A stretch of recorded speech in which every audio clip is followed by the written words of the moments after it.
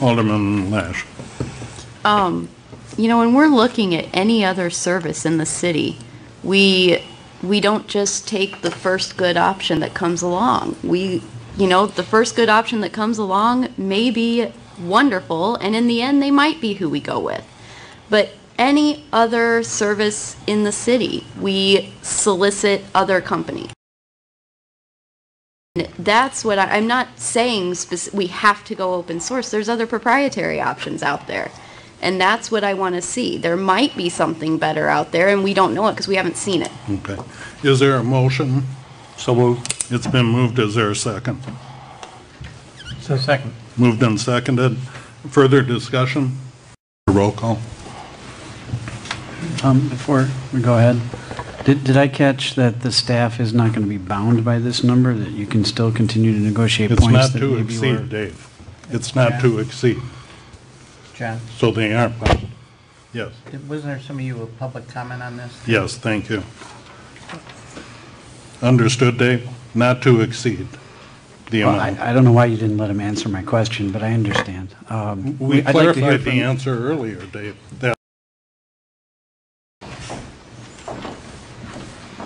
Thank you, or Bill. Thank you. Mac McIntyre, 118 Oak Street. I wonder if any local web developers were contacted regarding this, because we have some extremely talented local web builders. There seems to be almost a suitcase mentality here that to do work for the city of DeKalb, you have to have a suitcase and come from some place other than the city of DeKalb. I happen to do website development and design. I specialize in 508, Section 508 compliance, which is your ADA compliance law that Department of Justice is having some current concerns with you.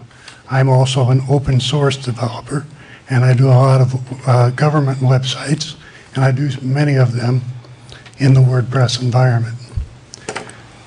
Because I'm raising a ruckus, though, I will remove myself from any bidding list should you go that way, because there are other web developers in this city that are just as talented as I am and just as committed to providing good service.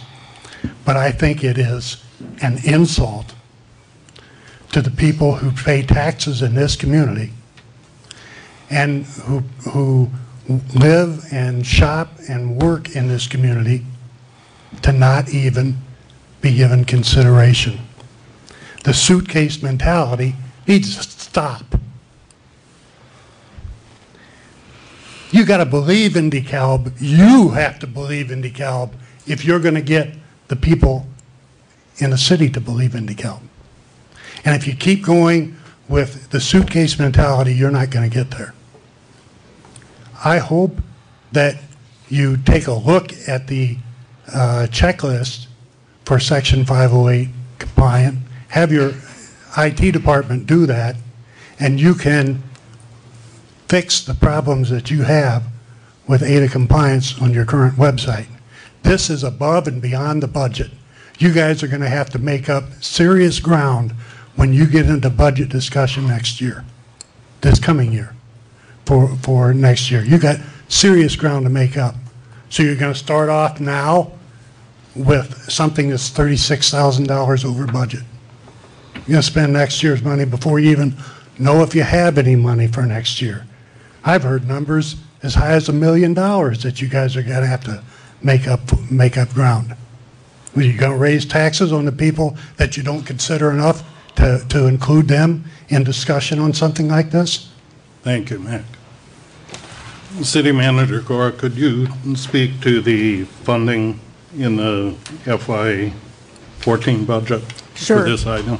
This item will be fully funded out of the current fiscal year 15, which ends June 30th. The amount was budgeted $20,000. It was budgeted much lower, and that is my fault. It's based on my experience in Montgomery, which is dated by 4 years, and it does not factor in the size of the community pricing structure. As far as the impact on fiscal year 16, this should be completed with this fiscal year, so there should not be an impact. What we have outlined in the memo is we have not started on the comprehensive plan, which was budgeted for this fiscal year, so we would recommend utilizing those funds that were initially allocated for the comprehensive plan and instead allocate a portion of those funds to cover the differential for the website. Thank you. Further question or discussion from council? Alderman Baker. Well, the compliance to meet the Justice Department deadline, can that be fixed for right now, as Kristen has asked? And if so, can we do that for a reasonable price? Do we have any idea what that would cost? We had talked with a number of developers about that.